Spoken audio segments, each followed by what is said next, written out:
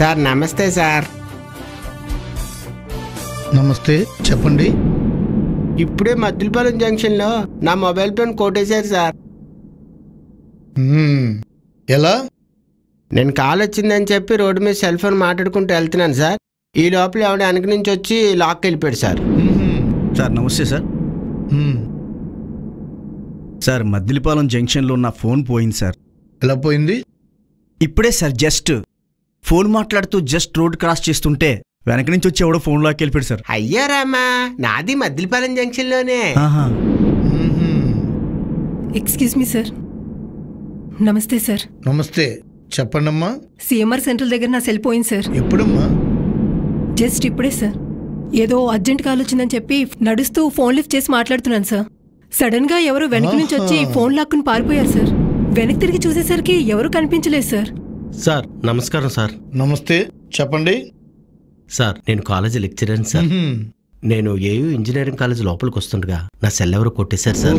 మీ cell కూడా కొట్టేశారా? రామా, ఏంటండి ఒకేసారి ఇంతమంది కంప్లైంట్ చేస్తున్నారు? మీది అక్కడే పోయిందండి? అవునండి.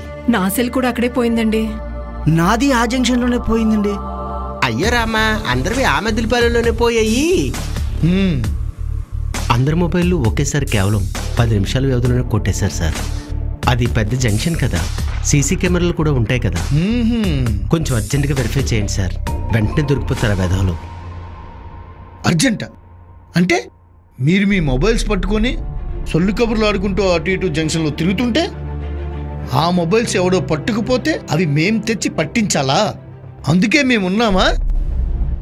సార్ ఏంటి సార్ అంత బాధ్యత లేకుండా మాట్లాడుతున్నారు?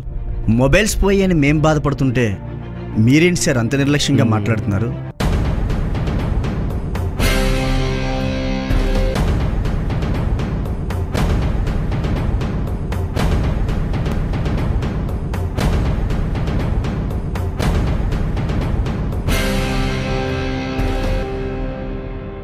నాకు బాధ్యత లేదంటున్నారు కదా, మరి మీరెంత బాధ్యతగా రోడ్డు మీద తిరుగుతున్నారు? మీరు మొబైల్స్లో మాట్లాడుకుంటూ రోడ్లు దాడుతున్నప్పుడు మీ మొబైల్స్ ఎవడో పట్టుకుపోతే మేం తెచ్చి అప్పచెప్పాలా? అందుకేనా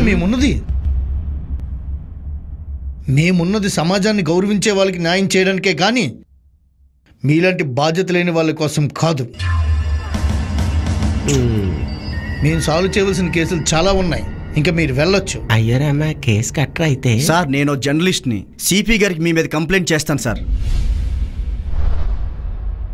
ఓహో, మీరు జర్నలిస్టా? అయితే మీ పేపర్లో కూడా రాయించండి. మేము రోడ్లపై బాధితారహితంగా సెల్ ఫోన్లో మాట్లాడుకుంటూ వెళ్తుంటే మా మొబైల్స్ ఎవడో కొట్టేశాడు, ఎస్ఐ భర్తీ ఈ కేసు టేక్ ఓవర్ చేయనన్నాడని మీ పేపర్లో కూడా రాయించండి. You can go now. అయ్యో రామా, పదండి సార్, మనం సిపి గారికి కంప్లైంట్ ఇద్దాం. పదండి వెళ్దాం.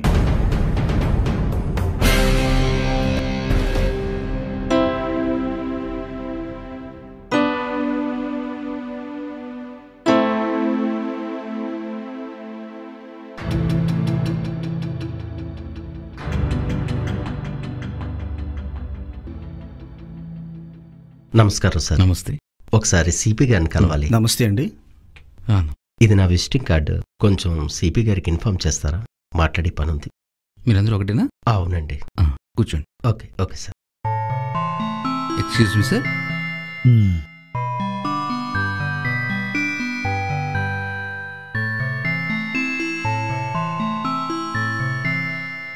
ఓకే, కొంచెంసేపు వాడిని కూర్చోమని చెప్పండి. Okay sir.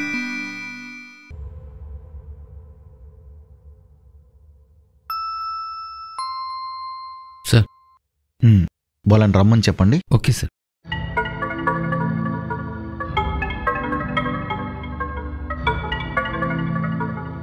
పిలుస్తున్నాడు రండి.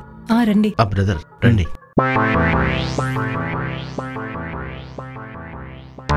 నమస్కారం సార్. నమస్కారం సార్. నమస్తే, రండి కూర్చోండి. Thank you sir.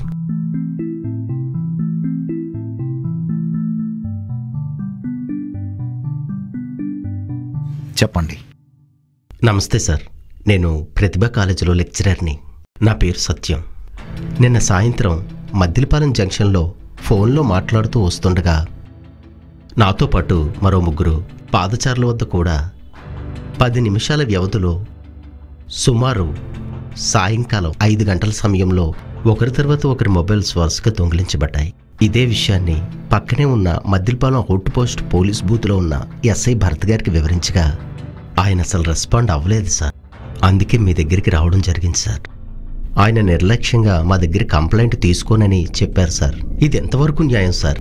ప్రజలకు న్యాయం చేయాల్సిన పోలీసులే మమ్మల్ని పట్టించుకోపోతే మా బాధ ఎవరితో చెప్పుకోమంటారు సార్? ఎస్ఐ భరత్ గారి పైన మీరు తగు చర్య తీసుకొని పోయిన మా మొబైల్స్ పట్టివ్వాల్సిందిగా అభ్యర్థిస్తున్నాం సార్. Sharif, yes sir. ఒకసారి భరత్రామ్ గారికి ఫోన్ కలపండి. Okay sir.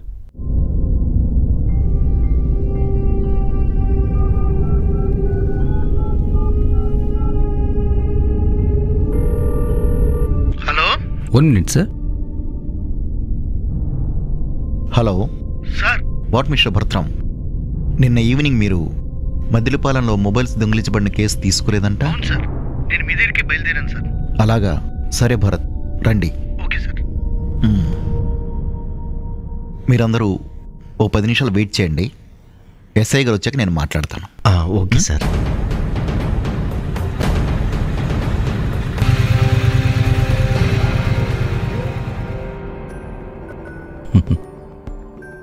సార్ నమస్తే సార్. నమస్తే షరీఫ్ గారు, ఎలా ఉన్నారు? బాగున్నాను సార్.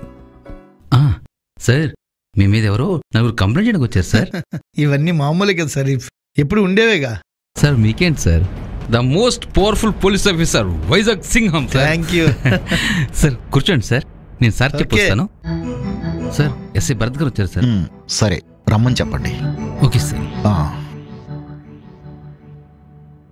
సార్ రమ్మంటున్నారు సార్.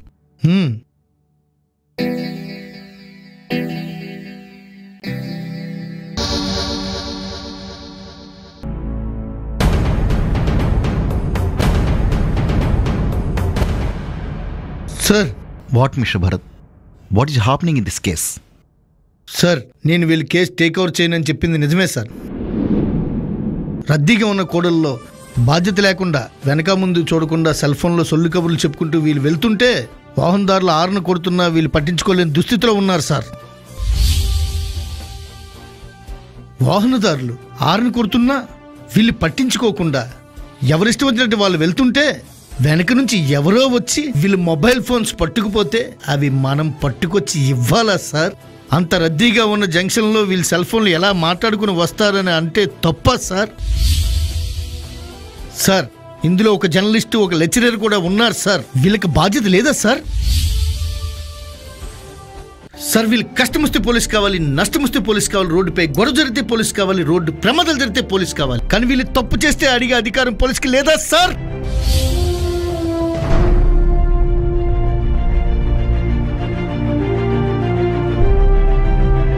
సార్, పక్క రాష్ట్ర గవర్నర్ వస్తారని ఒకరోజు, మరో రాష్ట్ర ముఖ్యమంత్రి వస్తారని మరొక రోజు, కేంద్ర మంత్రి వస్తారని మరొక రోజు, ఇలా వారానికి 3-4 రోజులు రోడ్లపై ఎండనక వాననక దూలనక దుమ్మనక మనం ఎంతో కష్టపడుతున్నాం సార్.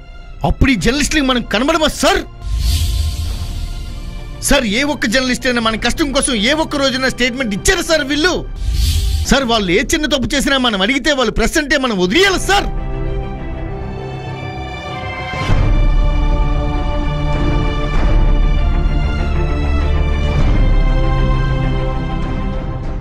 సార్, అదే ఒక కానిస్టేబుల్ ఉదయం నుంచి రాత్రి వరకు టోపీ పెట్టుకుని డ్యూటీ చేయడం మూలన చిరాకు అనిపించి ఇంటికి వెళ్ళేటప్పుడు హెల్మెట్ కనుక పెట్టుకోకపోతే పోలీసులే హెల్మెట్లు పెట్టుకోలేదని పేపర్లో రాస్తారు సార్.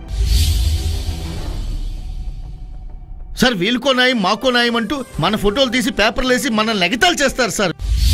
సార్, సమాజాన్ని చైతన్యపరచవలసిన ఒక జర్నలిస్ట్, నేటి యువతను చక్కదిద్దవలసిన ఒక బాధ్యత కలిగిన లెక్చరర్ సార్, ఇలాంటి వాళ్ళే తప్పు చేస్తే నాలాంటి ఒక పోలీస్ ప్రశ్నించకూడదా సార్? సార్, సీట్ బెల్ట్ పెట్టుకోకపోతే కేసులు రాస్తాం, హెల్మెట్ పెట్టుకోకపోతే కేసులు రాస్తాం. రద్దీగా ఉన్న కోడల్లో వీళ్ళు సెల్ ఫోన్లో మాట్లాడుకుంటూ వెళ్తుంటే వీళ్ళని అడిగి ప్రశ్నించే హక్కు మనకి లేదా సార్? సార్, అరే, ఎండలో గంటల తరబడి నిలబడిన ఒక కానిస్టేబుల్ కానీ హోంగార్డులు కానీ ఒక గ్లాసు నీళ్లు తాగుదామని పక్కకు కానీ వెళ్తే ఈలోపాటు పై అధికారులు కానీ వస్తే అక్కడ కానిస్టేబుల్ లేడని డ్యూటీలో ఉన్న కానిస్టేబుల్కి పనిష్మెంట్లు ఇస్తారు సార్ పై అధికారులు. మరి ఇలా రోడ్లపై వెళ్తూ ఇష్టరాజ్యంగా ప్రవర్తించే వాళ్ళపై ఎవరు యాక్షన్ తీసుకుంటారు సార్? పబ్లిక్ మాత్రం రోడ్లపై ఎన్ని తప్పులు చేసినా వాళ్ళని ఏమీ అనకూడదు, కానీ వాళ్ళు మాత్రం బాధ్యతగా ఉండరు. పోలీస్ అంటే పబ్లిక్ సర్వెంట్ అంటారు సార్. ఏం వీళ్ళకి లేదా రెస్పాన్సిబిలిటీ? అందుకే వీళ్ళ కేసు నేను తీసుకోనని చెప్పాను సార్. ఏం వీళ్ళది తప్పు కాదా సార్? ఏమండి, మా ఎస్ఐ గారు చెప్తున్న దానికి మీ దగ్గర సమాధానం ఉందా? మరి మీరు ఒక కాలేజీ లెక్చరర్ అంటున్నారు. మీరు తప్పు చేయొచ్చా? మీకు రెస్పాన్సిబిలిటీ లేదా? మీరు ఉన్నతమైన విద్యావంతులు.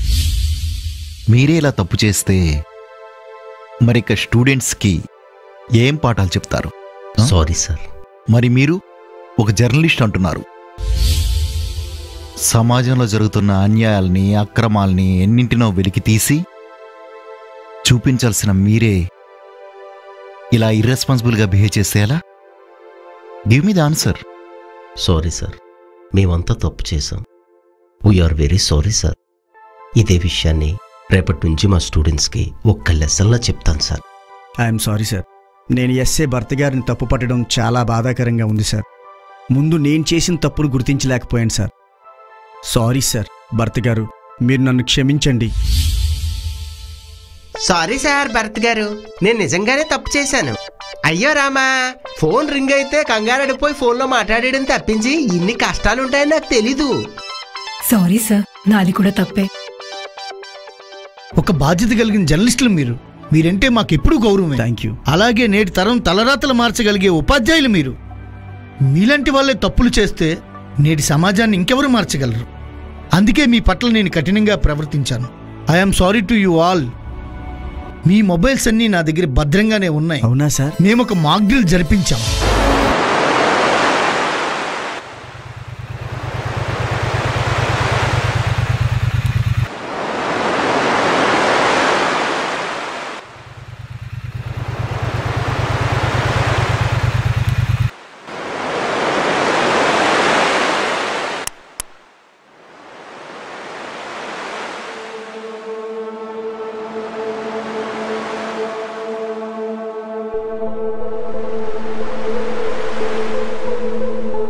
అర్జున్, ఈ ఆపరేషన్ నువ్వు చాలా జాగ్రత్తగా చేయాలి. ఎందుకంటే ఇది పబ్లిక్ సంబంధించిన విషయం.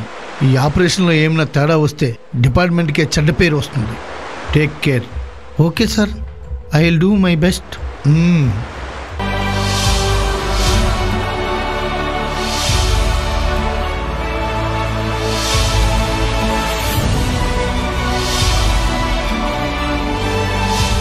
అయ్య బాబోయ్, మీరు సూపర్ అండి.